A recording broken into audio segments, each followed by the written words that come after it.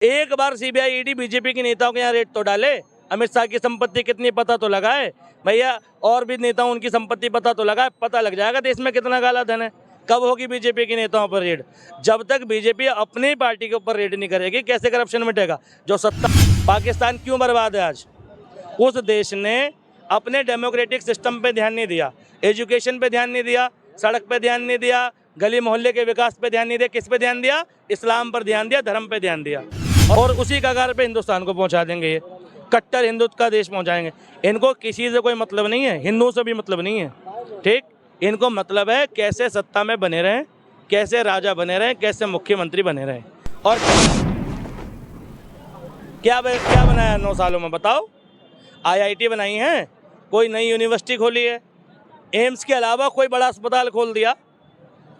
AIIMS भी तो कह रहे हैं बिहार में भी एम्स खुले हैं, हर जगह हर साल एम्स खुल रहे हैं। RTI क्या कह रही है?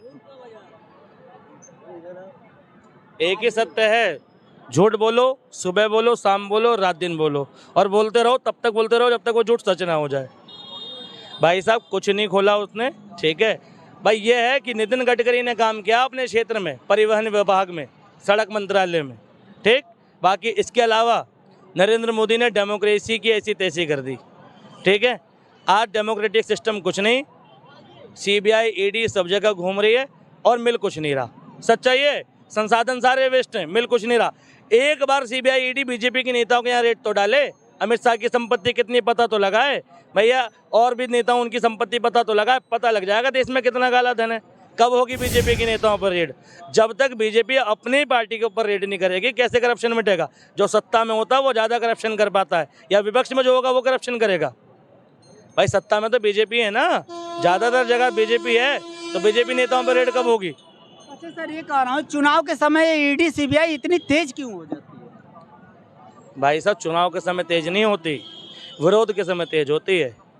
जब आपको ये लगने लगे कि आपका बैंड बजेगा तो कोई ना कोई रास्ता तो खोजोगे, कहीं ना कहीं तो देश को उलझाओगे। जब तक लोग कोरोना समझ पाए थे, मोदी जी ने वैक्सीन लॉन्च कर दी। जब तक सर्जिकल स्ट्राइक समझ पाए थे, मोदी जी ने एयर स्ट्राइक कर दी। जब तक लोग महंगाई समझ पाए थे, नोटबंदी कर दी। पिछला तमाशा समझ पाओगे नहीं, अगला तमाशा खड़ा कर दूंगा। यही चल रहा है पिछले 9 सालों से, किसी ना किसी जगह उलझा रखा है, हर वक्त उलझा रखा है। अभी भी चुनाव आएगा, लोग रोटी, कपड़ा, शिक्षा, स्वास्थ्य, रोजगार की बात नहीं करेंगे, लोगों को राम मंदिर याद आएगा। 5 साल रोएंगे कि हमारे यहाँ गली नहीं बनी, खरंजा नहीं लगा, नाली नहीं बनी। पूरा क्षेत्र बता रहा हूँ, ये इंदिरापुरम से लेके पूरा प्रताप बिहार तक, अगर एक इंटर कॉलेज दिखा दोगे ना यूपी का सरकारी, इस गाजियाबाद क्षेत्र में इंदिरापुरम से प्रताप बिहार तक बता रहा हूँ, एक सरकारी इंटर कॉलेज दिखा दोगे तो जो बोलो वो गुलामी करूँगा।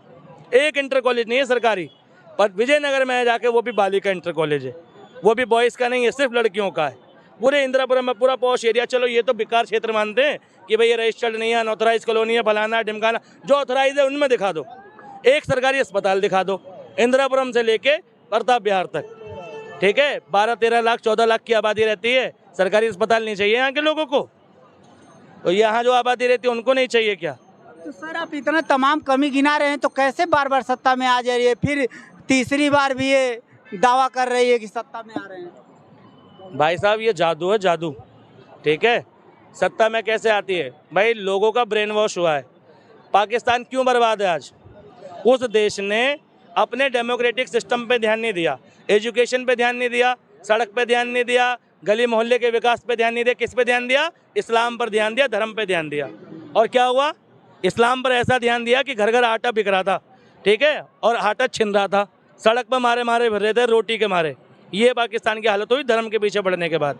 बहुत कट्टर धार्मिक देश है, और उसी कगार पे हिंदुस्तान को पहुंचा देंगे। ये कट्टर हिंदुत्व का देश पहुंचाएंगे।